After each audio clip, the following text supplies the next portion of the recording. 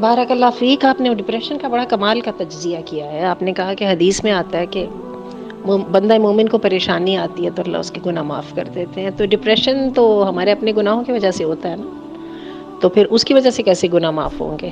اور ڈپریشن کی تکلیف کتنی ہے. اور حقیقت یہ ہے کہ وہ ایک ڈاکٹر کہنے لگے کسی مریض کو, میرے جاننے والے مریض تھے بیچارے اسی طرح ڈپریشن کے مرض کا شکار تھے, کہنے لگے مرتے نہیں ہیں آپ, لیکن اتنا بتا دوں کہ آپ کی حالت وہ ہوگی جیسے الٹی چھری سے کسی کو ذبح کیا جاتا ہے. اللہ معاف کرے, یہ اتنی ہی تکلیف دہ بات ہے.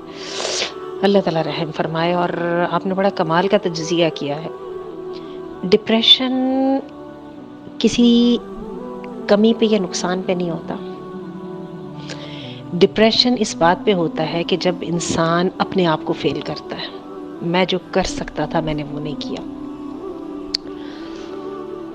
اور جب انسان اپنی فیلئر کی وجہ کو پن پوائنٹ نہیں کرتا نا, اور سولیوشن کو لائن اپ نہیں کرتا, اور صرف اس کا دل ہوتا ہے کہ اسی کے چکر میں یہ سب کچھ اسی طرح پریشانی کے چکر میں ہی حل ہو جائے, اس کے بیچ میں بے سوچے سمجھے دعائیں بھی مانگنے کی کوشش کرتا ہے, تو ڈپریشن حل نہیں ہوتا.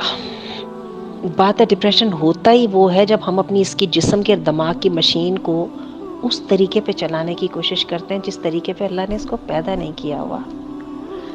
شیطان جو ہے ڈپریشن کا اصل مریض شیطان ہے, ابلیس ہے نا, نامراد, بے امید, ٹھیک ہے. اور تیہا پتہ کتنا ہے؟ انا خیر من, میں بہتر ہوں اس سے. تو نے اس کو پیدا کیا مٹی سے, مجھے آگ سے پیدا کیا. کرائٹیریا ذرا سن لیجئے گا بہتری کا. آج جو پیلسٹائن میں ہو رہا ہے نا, اتنا ڈپریشن ہے مجھے, آپ کو اللہ, یہ جو ہم اے سیوں والے کمرے میں, اب تو خیر وہ موسم بدل گیا نا, اب نہیں اے سی چل رہے نا, اب ہیٹر چل رہے ہوں گے ٹھنڈے علاقوں میں, وہاں پہ بیٹھ کے ڈپریشن کے بارے نہ نیند آ رہی ہے نہ دعا کی جا رہی ہے. اپنے بچوں تک کو پیار کرنے کو دل نہیں کرتا. مجھے روز جو ہے نا کوسچنس مل رہے ہوتے ہیں, یہ ہو رہا ہے وہ ہو رہا ہے, آنسو نہیں تھمتے, کھانا بنانے کو دل نہیں کرتا, اتنی تکلیف اتنی تکلیف.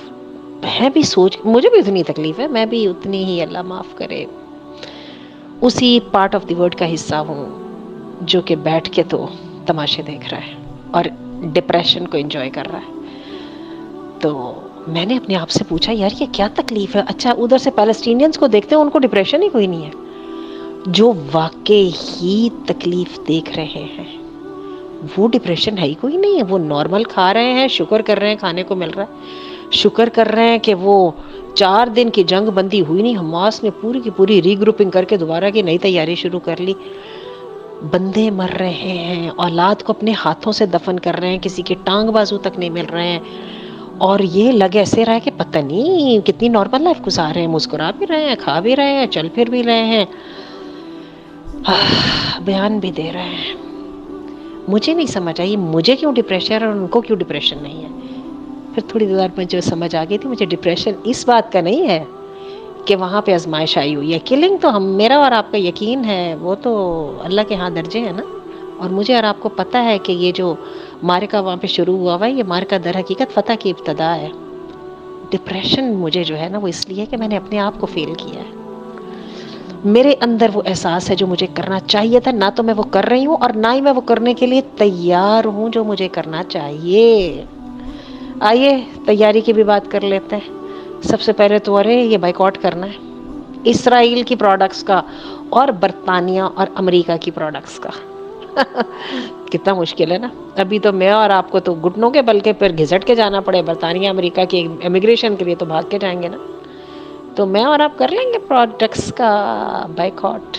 ارے پیپسی چھوڑ کے لسی پی سکتے ہیں, یا وہ رو نہیں ہوتی ہماری جو ہے وہ پی سکتے ہیں. مشکل لگ رہا ہے. کولڈ کافی اور کولڈ ٹی, اور یہ تو پوری کی پوری زندگی بدلنے والی بات ہے. اب وہ بدلنے کے لیے میں تیار نہیں ہوں تو پھر ڈپریشن ہی ہونا ہے. درمیان کے راستے پہ جو بیٹھی ہوں نا, ڈپریشن نان کلیئرٹی کا نام ہے. جس دن کلیئرٹی ہو جاتی ہے نا, غموں سے کسی کو ڈپریشن نہیں ہوتے ہیں. غم تو انسان کو مضبوط بناتے ہیں. پھر دوسرے نمبر پہ یہ ہے کہ ڈپریشن یہ ہے کہ وہ جو حالت جنگ میں مجھے آنا ہے نا, جو جنگ کی اصل تیاری ہوتی ہے جس میں ہوش و حواس پر صرف جنگ سوار ہوتی ہے، جو پیلسٹینینز پہ ہمیں نظر آ رہی ہے، اور جو پوری دنیا سے بھاگ بھاگ کے مجاہد وہاں پہ جا رہے ہیں نا۔ اچھا عجیب بات ہے، کئی ایسے وہاں پہ پہنچ رہے ہیں جو مسلمان بھی نہیں ہیں، انسانوں کی محبت پہ وہاں پہ پہنچ رہے ہیں، ان کو تو نہیں ڈپریشن ہو رہا۔ تو بات اصل میں یہ ہے کہ آپ نے اچھا تجزیہ کیا اپنے گناہوں کی وجہ سے، اپنی ان ایڈیکویسی کی وجہ سے، اپنے رانگ ڈیسیژنز کی وجہ سے، اپنی ان جسٹ پرائرٹیز کی وجہ سے جو پریشانی ہو رہی ہے نا، مجھے اور آپ کو اچھی طرح پتہ ہے کہ جس چیز کا ہم بارگین کر رہے ہیں نا، اس بارگین میں ہمیں ملنا ملانا کچھ نہیں، ہم دو کشتیوں کے سوار ہیں، اور دو کشتیوں کا سوار نے ڈوبنے ہی ڈوبنا ہے، ڈپریشن اس بات کا ہے۔ تو چلیے بس آئیے، واپس آئیے۔ تو اس ڈپریشن کا علاج بھی جو ہے وہ اللہ پہ توکل پہ ہے، یہ زندگی اس کی ہے، یہ جان اسی کی ہے، حق تو یہ ہے ان مع العسر یسرا۔ اور جب آپ اللہ نہ کرے اللہ تعالیٰ آپ کو آزمائشوں سے محفوظ رکھے، آپ کبھی جب نکلتے ہیں نا آزمائش سے، ایک چیلنج کو نپٹ کے نکلتے ہیں، آپ کہتے ہیں اچھا میں نے یہ کر لیا، ارے واہ میں تو بڑی شے ہوں، اپنے اندر ہی اندر خوشی ہوتی ہے۔ تو ذرا وہ خوشی حاصل کرنے کے لیے چیلنجز کو قبول کرنا سیکھیے، اور سب سے بڑا چیلنج جو ہے وہ ہم الآخرہ ہے، یہ عاجلہ ہے، یہ دنیا عاجلہ ہے، جو نظر آ رہی ہے وہ ہے نہیں ہے، حقیقت کچھ نہیں ہے، آخرہ ہے۔ میرا اور آپ کا ایمان تو ہے، والدین نے دودھ پلایا تھا، اور جو جین سے آیا تھا نا وہ یہیں سے آیا تھا، آپ کو پتہ ہے۔ ہماری تقدیر لوگ کہتے ہیں ہاتھوں میں لکھی ہوتی ہے، پتہ نہیں ماتھے پہ لکھی ہوتی ہے، تقدیر جینز میں لکھی ہوتی ہے، ٹھیک ہے۔